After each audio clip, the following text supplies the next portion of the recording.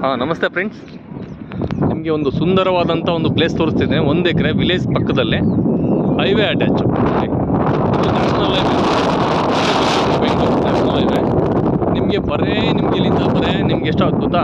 300 metre ಆಗುತ್ತೆ.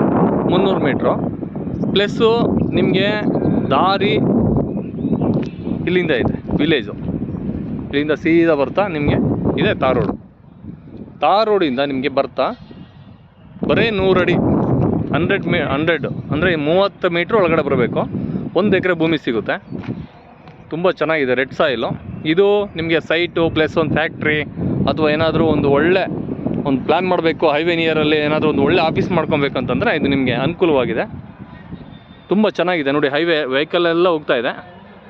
ಹತ್ತಿರದಲ್ಲಿ ಒಳ್ಳೆ ಒಂದು ಇಂಟರ್ನ್ಯಾಷನಲ್ ಹೋಟ್ಲಾಗಿದೆ ಇಲ್ಲಿ, ತುಂಬ ಚೆನ್ನಾಗಿದೆ.